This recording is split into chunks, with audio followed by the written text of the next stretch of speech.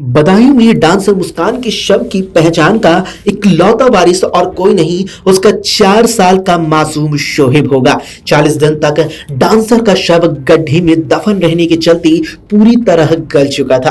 Police अब dancer के 4 साल के बेटे का डीएनए टेस्ट कराएगी। वहीं पोस्टमार्टम रिपोर्ट में गला दबाकर डांसर की मौत की वजह सामने आई है। सिविल लाइंस थाना इलाके के गांव गालम पट्टी की रहने वाली 28 साल की डांसर मुस्कान की 19 फरवरी की रात उझानी कोतवाली इलाके के गांव अल्लाहपुर भोगी के रहने वाले उसके पति रिजवान ने नरू गांव के राधेश्याम उर्फ हलवाई और रामअवतार उर्फ विनोगा की मदद से हत्या कर दी थी। रिजवान ने दोनों को इसके लिए 70 हजार रुपए भी दिए थे।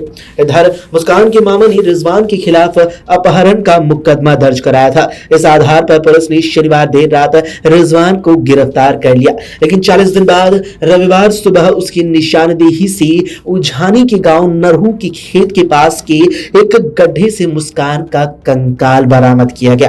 पुलिस की पूछताछ में रिजवान ने बताया कि उसकी पहली पत्नी जैनब गांव की प्रधान है, जबकि उसकी 4 साल पहले मुस्कान से निकाह कर लिया था। मुस्कान से उसका एक 4 साल का बेटा शोहेब भी है। पुलिस ने डांसर हत्याकांड का खुलासा करने के बाद रिजवान समेत तीनों आरोपियों को जेल भेज दिया है। पुलिस ने हत्याकांड की अब यहां पर विवेचना भी शुरू कर दी है। इधर पुलिस विधिक कार्रवाई के चलते डांसर के शव की सटीक पहचान के लिए उसके बेटे का डीएनए टेस्ट करवाएगी। इसके लिए पुलिस ने डांसर के शव के नमूने भी अपने पास रख ली है।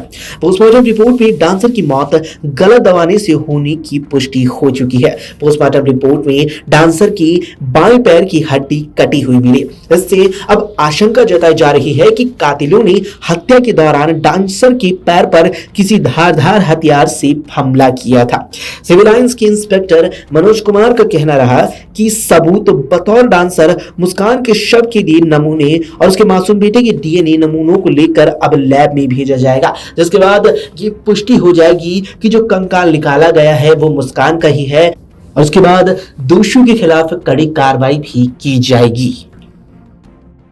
चलिए, एक मुस्कान नाम की लड़के की डेड बॉडी निकाली पुलिस ने, क्या इसका पूरा मामला है? देखिए, थाना सिविल लाइन पे एक नूर हुसैन ने दिनांक 28 फरवरी को एक तहरीर दी थी, जिसमें उनके द्वारा बताया गया था कि उनकी भांजी मुस्कान, जिसका अपहरण हो गया है, गुमशुदगी हो गई है, उस संबंध में एक मुकदमा थाना सिविल लाइन में दर्ज हो गया था और रिजवान नाम के व्यक्ति को उन्होंने नामित किया था उस मुकदमे में।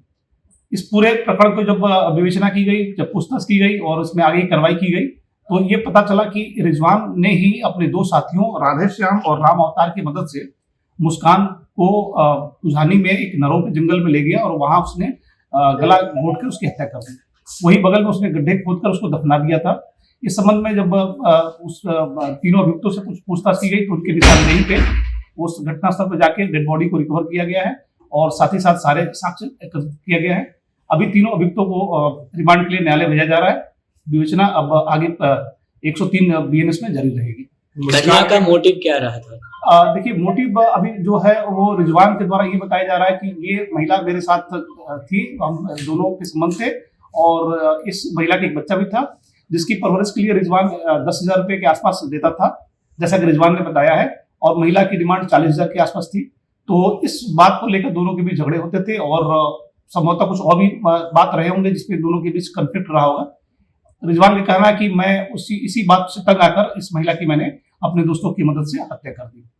परिजनों का कहना है कि वो शुरू से ही नामजद कर रहे थे आरोपी को। हाँ, परिजनों ने जो तहरीर दिया है उसमें रिजवान को उन्होंने आरोपित बनाया है और हमारा शक का दायरा भी रिजवान ही था, लेकिन चूंकि हमारे हम जब महिला को तलाश कर रहे थे तो उसमें साथ साथ रिजवान हमेशा मौजूद रहा, तो हम उसकी मदद भी लेते रहे कि देखते रहे कहाँ कहाँ ये हमें बताता है और साथ ही साथ हमारी पूरी टीम मैनुअली रिजवान पे भी सतर्क दृष्टि रखी हुई थी और उसी का ये परिणाम रहा कि हमने रिजवान को और उसके साथियों को पकड़ लिया है। अगर आप ये वीडियो YouTube पर देख रहे हैं तो हमारे चैनल को सब्सक्राइब करें और बेल आइकन को दबाना ना भूलें। अगर आप Facebook पर ये वीडियो देख रहे हैं तो हमारे पेज को लाइक करें।